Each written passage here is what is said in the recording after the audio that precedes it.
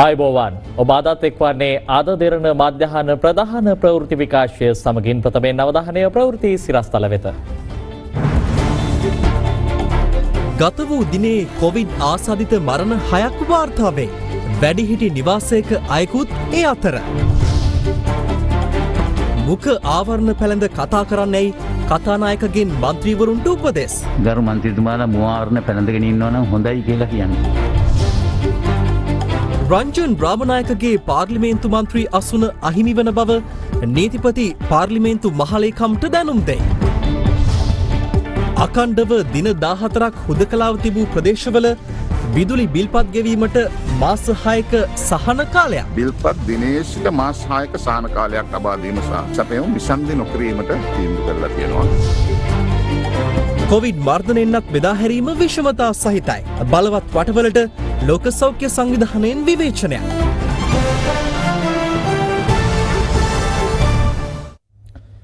බෙරට Covid ආසාදිත මරණ සංඛ්‍යාව 270 දක්වා ඉහළ ගොස් තිබෙනවා. ඊයේ වාර්තා වූ මරණ අතරට මෝදර ප්‍රදේශයේ වැඩිහිටි නිවාසයක සිටි 75 හැවිරිදි පුද්ගලයෙක් දයත්.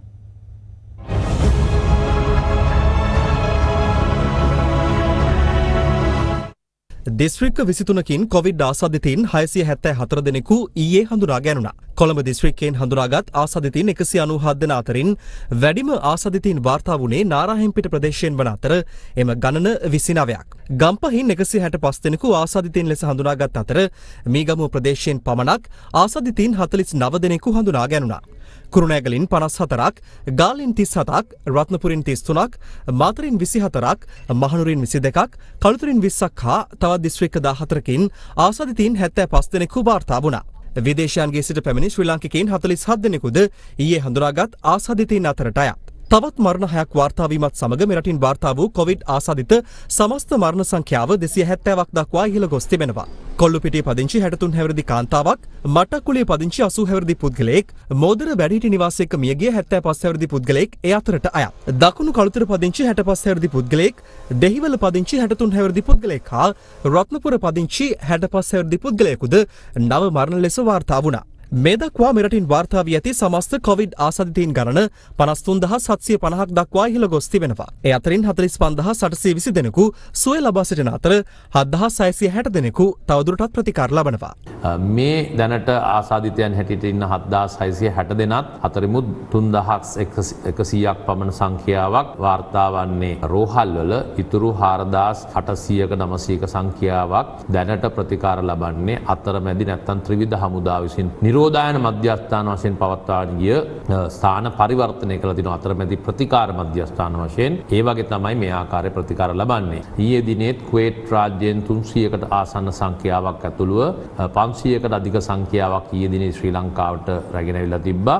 අද දිනේත් මේ ආකාරයෙන්ම ශ්‍රී ලංකාවට විශේෂයෙන්ම අරාබි එමිරේට්ස් රාජ්‍යයෙන්, සිංගප්පූරුවෙන්, ඉන්දියාවෙන්, ඒ වගේම කටාර් රාජ්‍යයෙන් මේ ආකාරයට ශ්‍රී ලාංකිකයන් ශ්‍රී ලංකාවට රැගෙන ඒමට නියමිතයි. ගිය සතියට පමණක් 4200කට අධික සංඛ්‍යාවක් අපි ශ්‍රී ලාංකිකයන් ශ්‍රී ලංකාවට රැගෙනීමට අපි කටයුතු කරලා තිබෙනවා. බස්නාහිර පළාතෙන් පිටව යන පිරිස් සඳහා ඉකුත් දෙසැම්බර් 21 වෙනිදා සිට සිදු කළ රැපිඩ් ඇන්ටිජන් පරීක්ෂණ මගින් පුද්ගලයන් 103 දෙනෙකු කොවිඩ් ආසාදිතයින් ලෙස හඳුනාගෙන තිබෙනවා.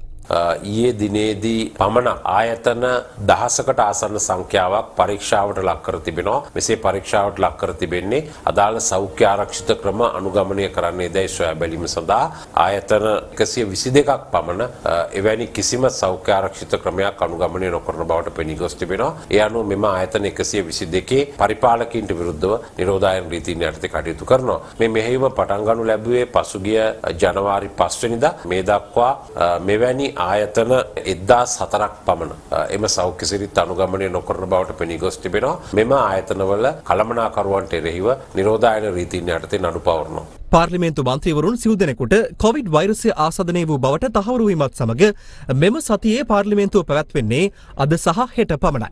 අද පෙරවරුවේ පාර්ලිමේන්තුවේදී අදහස් දැක්වූ මන්ත්‍රීවරුන්ට මුව ආවරණ පළඳින ලෙසට කතානායකවරයා දැනුවත් කරන අයුරු දක්නට ලැබුණා. Order please. කියනවා ඕඩර් ප්ලීස්. ගරු මන්ත්‍රීතුමාලා මුව ආවරණ පැළඳගෙන ඉන්නවා නම් හොඳයි කියලා කියන්න තියෙනවා. 2019 උසස් පෙළ ලියන ලද දරුවන්ගේ බඳවා ගැනීම ඇති වී තිබෙන ගැටලු පිළිබඳව. ඒකදී ඊයේ මට ජී.එල්. පීරිස් අමාත්‍යතුමා පක්ෂ නායක රැස්වීමේදී හමු වෙලාවේදී අදයකට පිළිතුරක් ලබා දෙන බවත් විශේෂම සිසුන් 500ක් 600කට ආසන්න දරුවෝ ප්‍රමාණයක් වැඩිපුර ඇතුළත් කරගත හැකි බවත් මට පක්ෂ නායක රැස්වීමේදී හම්බ වෙච්ච වෙලාවේ ප්‍රකාශ කරා. ඒ අනුව අද එතුමා පාර්ලිමේන්තුවේ ප්‍රකාශයක් කරන බව දන්වා සිටියා. නමුත් මට ලැබිලා තියෙන තොරතුරු අනුව එතුමා නිරෝධායනයට ලක් වෙලා තිබෙන කෙනෙක් තව සති දෙකකට වඩා වැඩි කාලයක් යනවා. ඒකට ගරු ජී.එල්. පීරිස්තුමා උත්තර දීලා වැඩි විස්තර සපයන්න කල් ගත්තා. එතුමා අසනීපෙන් සිටින්නේ. ඒ නිසා හෙට දිනේ අපිට බැරි වුණොත් පළවෙනි දිනේදී ඔබතුමාට පිළිතුර පළවෙනි දිනට ඊට පස්සේ රැස් වෙන පළවෙනි දිනේදී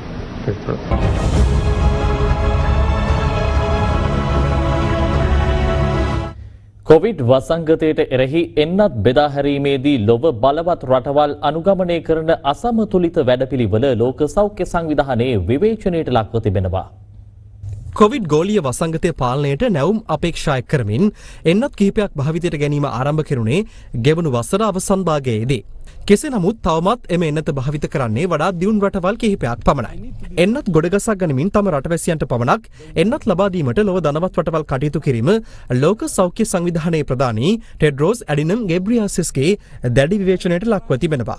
ලෝක සෞඛ්‍ය සංවිධානයේ ප්‍රධානියා පවසන්නේ දැනට නිපදවා ඇති එන්නත් වලින් මාත්‍රා මිලියන 39ක් ලොව ඉහළ ආදායම් ලබන රටවල් 49ක් අතර බෙදී ගොස් ඇති බවයි. ඒ නමුත් මෙතෙක් කොවිඩ් එන්නත් හිමිව ඇත්තේ එක් අඩු ආදායම් රටක් සඳහා පමණක් බවත් ඒ රට සඳහා හිමිව ඇත්තේ මාත්‍රා 25ක් පමණක් බවත් ඔහු පෙන්වා දෙනවා. බ්‍රසීලයේ සිය ජාතික මට්ටමේ එන්නත් කරන වැඩපිළිවෙල ආරම්භ කර තිබෙනවා. ඔවුන් ඒ සඳහා යොදාගෙන ඇත්තේ චීනයේ නිෂ්පාදිත සයිනොවැක්ස් එන්නත හා ඇස්ට්‍රාසෙනිකා එන්නත් දෙවර්ගයයි. එක්සත් රාජධානියේ මිලියන 4 ඉක්ම වූ පිරිසකට කොවිඩ් එන්නතේ පළමු මාත්‍රාව ලබා දී අවසන් බව එරට සෞඛ්‍ය ලේකම් මැට් හැන්කොක් පවසනවා. එමෙන්ම ඔහු වැඩිදුරටත් පවසන්නේ එරට ගෙවන සෑම තත්පර 30කට වරක්ම කොවිඩ් ආසාදිතයෙකු රෝහල් ගත කරන බවයි. ගෝලීය කොවිඩ් ආසාදිතයන් ගණන 9 කෝටි 60 ලක්ෂ ඉක්මවා තිබෙනවා. සිදු ඇති සමස්ත ගෝලීය මරණ ගණන 20 ලක්ෂ 49 දහසකට අධිකයි. අකණ්ඩව දින 14ක් හුදකලා කර තිබූ ප්‍රදේශවල විදුලි බිල්පත් ගෙවීමට මාස 6ක සහන කාලයක් ලබා දීමට කැබිනට් අනුමැතිය හිමි වූ බව සභ කැබිනට් ප්‍රකාශක අමාත්‍ය කෙහෙලිය රඹුකැල්ල මහතා පවසනවා. කැබිනට් තීරණ දැනුම් දීමේ මාධ්‍ය හමුවට එක් වෙමින් අමාත්‍යවරයා මේ බව සඳහන් කළා.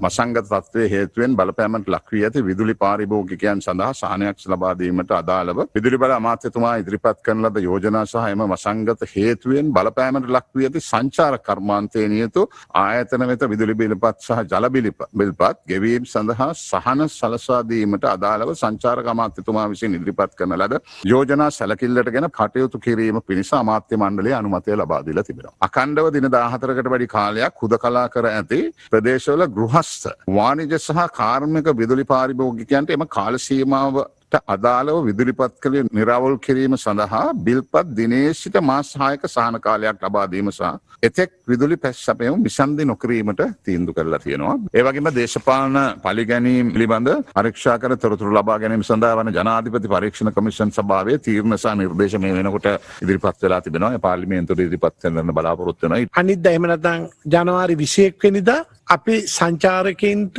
ගුවන් තොටුපොළ විවෘත කරන්න කටයුතු සියලු දේවල් සූදානම් කරලා තියෙනවා. පයිලට් ප්‍රොජෙක්ට් එකට වඩා ලිහිල් නීති රීතිත් එක්ක තමයි අපිට කටයුතු කරන්න පුළුවන් වෙන්නේ. එතකොට මේ 21 වෙනිදා අරනකොට කමර්ෂල් ෆ්ලයිට් වලට, චාර්ටර් ෆ්ලයිට්ස් වලට, ඒ වගේම ප්‍රයිවට් ෆ්ලයිට් වලට, ඒ වගේම නැව්වලින් එන අයට මේ රට විවෘත කරලා තියෙනවා. සංචාරකයන්ට විවෘත කරලා තියෙනවා. මේ ශේෂ්ඨයට ගන්නේ සංචාරක වීසා ලබාගත් අය, ද්විත්ව ප්‍රවාසීභාවයේ තියෙන අය හා එවගේම මේ රටේ පදිංචි රෙසිඩන්ස් වීසා තියෙන විදේශිකයන්ට මේ හරහා එන්න පුළුවන්කම තියෙනවා. ගුවන් යානාවලට ලබා දීලා තියෙන නීතියක් ICAO එකෙන් පැය 72කට කලින් PCR ටෙස්ට් එක අරගෙන එන්න ඕනි. ලංකාවට පැමිණි වහම හෝටලේ චෙක් ඉන් වෙන්න ඉස්සෙල්ලා ඒ අය තව PCR එකක් ගන්නවා. ඒ කරලා පැය 36ක් ඇතුළත උපරිම ඒ අපිට වාර්තාව ලැබෙනවා. එතකන් ඒ අයට අපි උපදෙස් දීලා තියෙනවා ඒගොල්ලන්ට අයිසොලේට් වෙලා ඉන්න කියලා. ඒ අය ඉන්න හෝටල් කිසිම වෙලාවක අපේ සමාජයත් එක්ක ගැටෙන්නේ නැහැ. ඒක ඒ අයටම වෙන් කරපු හෝටල් බවට පත් වෙනවා. අමතුමනි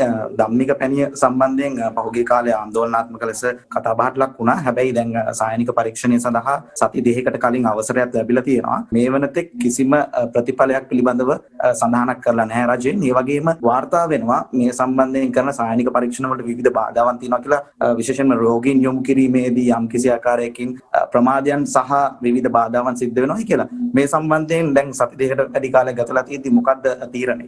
සම්බන්ධව අපිට නිශ්චිත පිළිතුරක් දෙන්නට බෑ මේ මොහොතේ. සෞඛ්‍ය අධ්‍යක්ෂක ජනරාල්තුමා මේ සම්බන්ධව වකින් බාර අරන් තියෙනවා.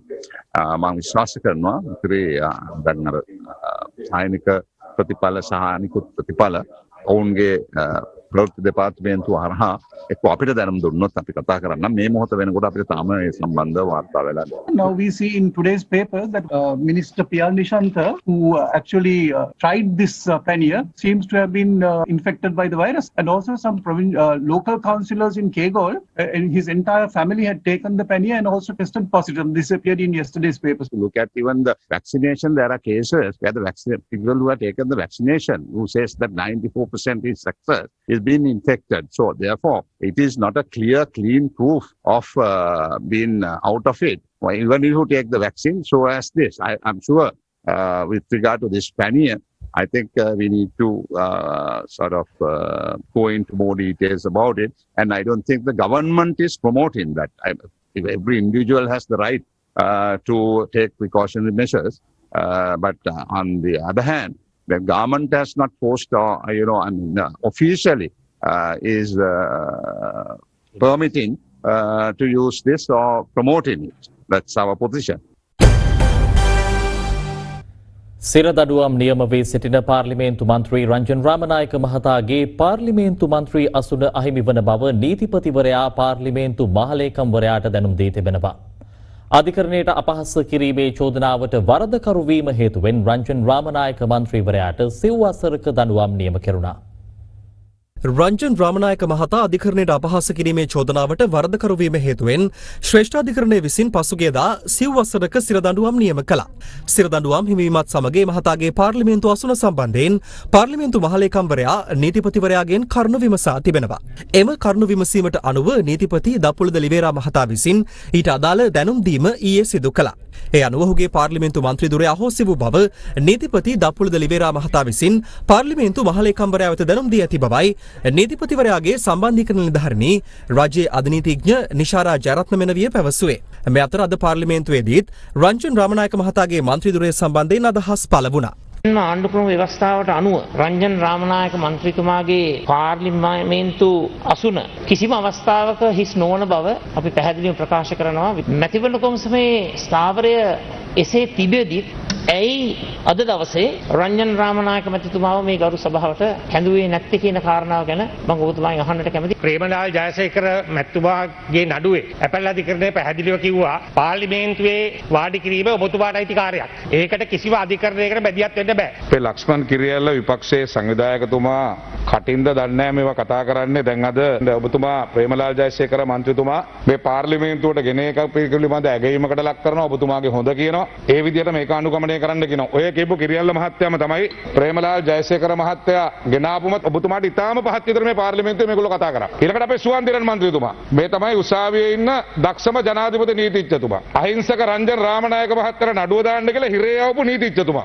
වෙන කෙනෙක් මේ නඩුව කතා කරා නම් අද රංජන් එළියේ. ඔබතුමාට පුළුවන් වුණාද එතුමා ඇතුළට ගියපු දවසේ උසාවියට එක්කෙනෙක් ගියේ නැහැ. පාර්ලිමේන්තු මන්ත්‍රීවරයෙක් නැහැ. මම එතුමාට නඩු දෙකක් දාලා තියෙනවා. මම ලබන සතියේ මෝෂන් එකක් දාලා නඩු දෙක අයින් කරගන්නවා. මොකද මගේ නඩු දෙක කතා කරොත් තව අවුරුදු 4ක් හිරේ යනවා. ඒ නිසා සමස්ත එක්සත් ජාතික පක්ෂය වෙනුවෙන් තමයි එතුමා හිරේ ගියේ. ඒ වගේ දේශපාලන පරිගැනීමකට මේ කරපු නිසා මට යන්න අභියාචනාධිකරණයේ තියෙනවා ශ්‍රේෂ්ඨාධිකරණය කියලා. හැබැයි රංජන් රාමනායක මන්ත්‍රීතුමාට මේ දඬුවම් ලබා දුන්නේ ශ්‍රේෂ්ඨාධිකරණය. ඒ නිසා එතනින් එහාට යන්න නැති නිසා තමයි එතුමාට මේ ප්‍රශ්න පැන නැගිලා තියෙන්නේ. කතාවක් තියෙනවානේ හැම ගාටම කොට ගියාට කොට්ටෝරුව කේල් ගාට කොටපොර්දාට ඔටපැටල ඒ වගේ උසාවියට අපහාස කරපු නිසා තමයි එතුමාට දඬුවම් ලැබිලා තින්නේ. ඒ නිසා මේ පාර්ලිමේන්තු මන්ත්‍රීවරු වරප්‍රසාද මුවා වෙලා ශ්‍රේෂ්ඨාධිකරණයට අපහාස කරන්න එපා කියන එක ඉතාමත් ගෞරවයෙන් ඉල්ලා සිටිනවා. රංජන් රාමනායක මැතිතුමා පිළිබඳ ගැටලුවක් මේ අද තමයි ඔබතුමාලා සියල්ල මතු කරන්නේ. ඒ නිසා අපි ඒ ගැන කරුණු අධ්‍යයනය කරලා සොයලා බලලා මට කාලයක් දෙන්න මේ සම්බන්ධයෙන් තීරණයක් දෙන්න. ඒ අතරතුරේ ඔබ ඕනෑම මන්ත්‍රීවරයෙකුට ඕනෑම කණ්ඩායමකට ලිඛිතව යමක් ඉදිරිපත් කිරීමට තියෙනවා නම් ඉදිරි සති දෙක ඇතුළත ඒක ඉදිරිපත් කරන්න. ඊට පස්සේ ඒ හේතුවත් සැලකිල්ලට අරගෙන විධිමත් ඔහුමත් උපදෙස් ලබාගෙන මේ සම්බන්ධයෙන් තීරණයක් දෙන්න සති 3කට කාලයක් ලබා දෙන්නේ කියලා සඳහන් කරමින් මේ ප්‍රශ්නය අද අවසන් කරනවා. වන අලීන් නිසා පීඩාවට පත්ව සිටින ජනතාව ගැන නිරන්තරයෙන් අසන්නට ලැබෙනවා. අලි මිනිස් ගැටලුවට නිසි විසඳුමක් නොලැබුණු තැන හම්බන්තොට දිස්ත්‍රික්කයේ ගොවි සංවිධාන 86ක් එක්ව ඊයේ දැවැන්ත විරෝධතාවයක් ආරම්භ කළා. දිවයිනේ ප්‍රදේශ රැසක ජනතාව මෙන්ම හම්බන්තොට දිස්ත්‍රික්කයේ ජනතාවත් වන අලි ගැටලුවෙන් නිරන්තරයෙන් පීඩාවට පත්ව සිටිනවා.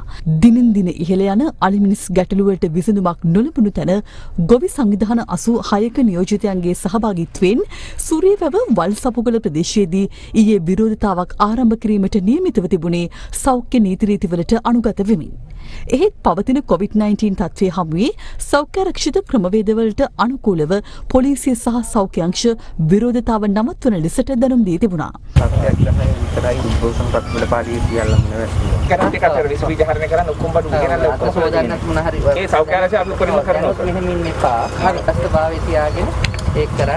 ඒ අනුව විරෝධතාව නතර කර ගොවීන් 7 දෙනෙකු වනාලි කළමනාකරණය කරනු රක්ෂිතය ගැසට් කරනු තේමා පාඨය ඔස්සේ ඊය පසුරුවේ අඛණ්ඩ සත්‍යග්‍රහයක් ආරම්භ කරනු ලැබුවා. මහා සංඝරත්නයද එම ස්ථානයට වැඩම කර අලි මිනිස් ගැටුමෙන් මෙතෙක් මිය ගොස් ඇති ජනතාවට සහ වන අලීන්ට පින් අනුමෝදන් කිරීමක්ද සිදු කළා. උදකං වට්ටං යතා නින්නම් පවත්තති ඒව මේව ඊතෝ දින්නම්.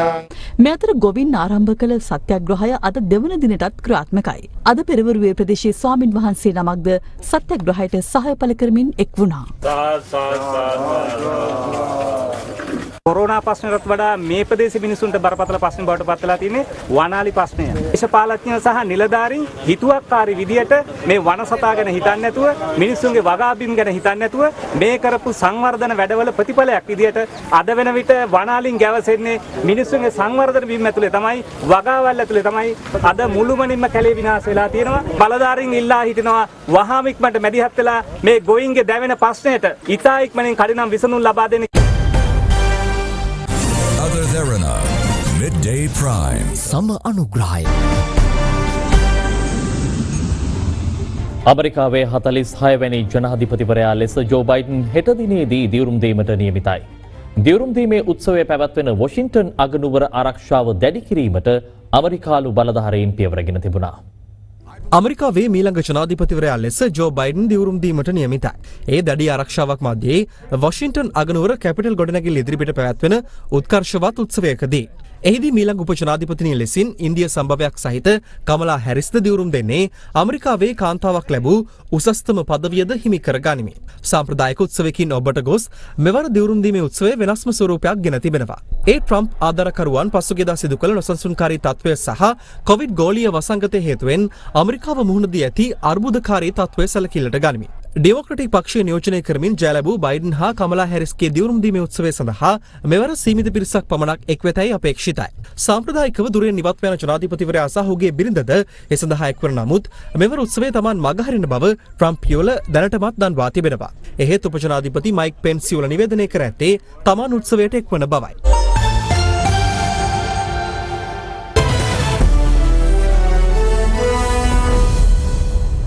එංගලන්ත කණ්ඩායම සමග පැවැත්වීමට නියමිත දෙවන ටෙස්ට් ක්‍රිකට් තරගය සඳහා කුසල් මෙන්ඩිස් ක්‍රීඩා කරන්නේද යන්න සම්බන්ධයෙන් ඉදිරි දින දෙක තුළදී සාකච්ඡා කර තීරණයක් ගන්නා බව ශ්‍රී ලංකා කණ්ඩායමේ ප්‍රධාන පුහුණුකරු මිකියාත පවසනවා. දෙරට අතර පළමු ටෙස්ට් තරගය අවසන් වීමෙන් පසු වීඩියෝ තාක්ෂණය ඔස්සේ පැවති මාධ්‍ය හමුවේදී ඔහු මේ බව සඳහන් කළා. කුසල් මෙන්ඩෙස් දකුණු අප්‍රිකානු ටෙස්ට් තරගාවලියේ ටෙස්ට් ඉනිම තුනකදී ලකුණු නොලබා දැවී ගිය කුසල් මෙන්ඩිස් එංගලන්තය සමග පැවති පළමු ටෙස්ට් තරගයේදීද සිව්වන වරටත් ලකුණු ලබා ගැනීමටත් පෙර දැවී ගියා. ඒ අනුව දිගින් දිගටම අසාර්ථක වූ කුසල් මෙන්ඩිස් එංගලන්තය සමග පැවැත්වීමට නියමිත දෙවන ටෙස්ට් ක්‍රිකට් තරගයට ක්‍රීඩා කරනවාද නැද්ද යන සම්බන්ධයෙන් ඊයේ පැවති මාධ්‍ය හමුවේදී ප්‍රධාන පුහුණුකරුගෙන් මාධ්‍යවේදීන් විමසා සිටියා.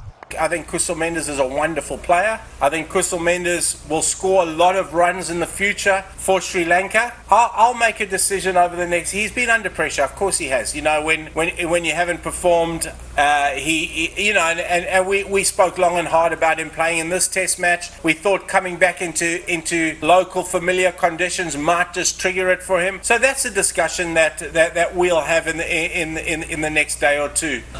Available for the second test? Look, at this stage, unlikely, but we'll see over the next couple of days.